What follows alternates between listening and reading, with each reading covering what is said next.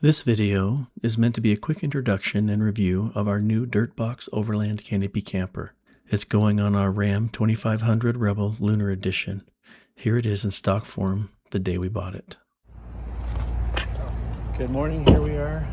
Spence and I are here in Rifle, Colorado. We are on our way to Denver to pick up our Dirtbox Canopy Camper. We're in the Ram,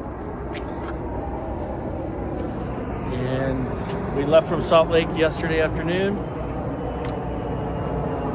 and this is going to look a whole lot different by tonight. Well, wish us luck. We'll let you know how it goes. Anxiously waiting in the DirtboxOverland office for them to start installing the camper. Lots of really cool accessories to wish for. Here we go. Docking sequence initiated. It was exciting to watch them expertly install our camper. Then they walked us through all the available features, opening it up, putting it away. The guys at Dirtbox were really great.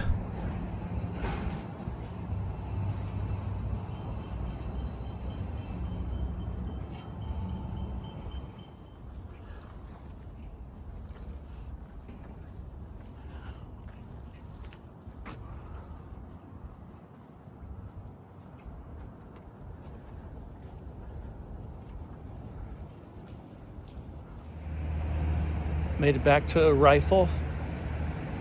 Stopped at Taco Bell for a little evening snack, or dinner as they call it. There's our little fella. Anyways, we are gonna wander back into Utah. Hopefully we get back to, we're gonna go past Green River, try to get to Black Dragon Wash to camp tonight.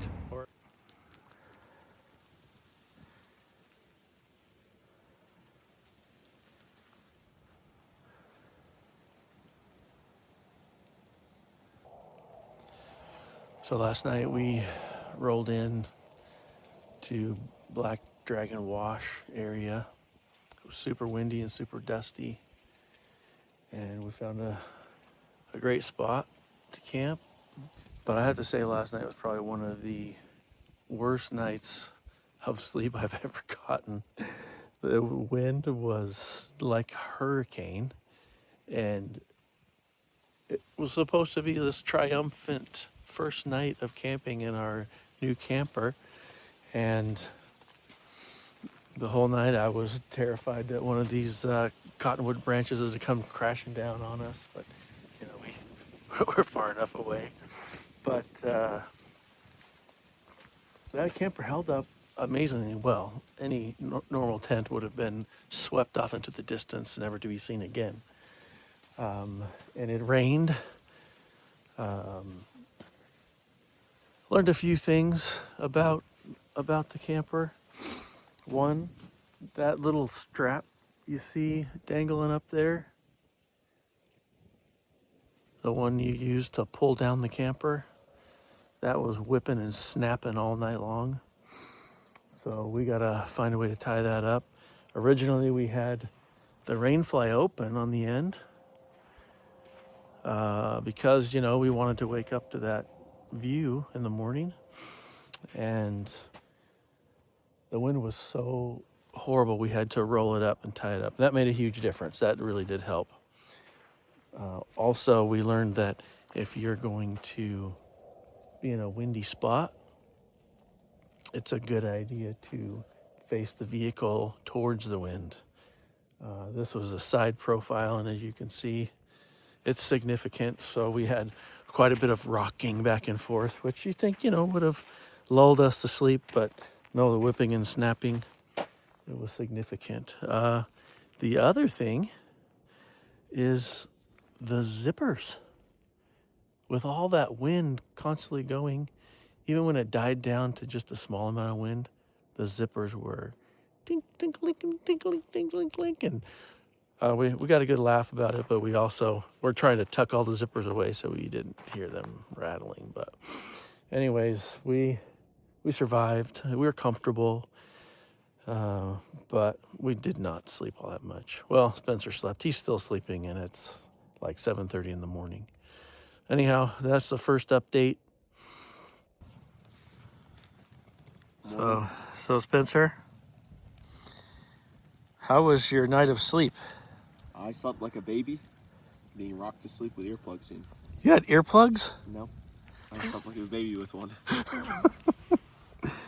As I said, it was like a baby being rocked to sleep. The whole truck was Yes, it was. pretty bad. Next time we will park facing the wind. Yes, not. Oh, and by the way, the Alps Mountaineering Fire Pit, 10 out of 10. You can put your feet up under, and it warms your feet. It's amazing. I spent countless hours scouring the interwebs, the YouTubes, everything, trying to find images of what a standard dirt box might look like on a Ram 2500. I found nothing. So if you're like me, and this is what you want to see, here it is in all its glory, packed up and ready to go adventure.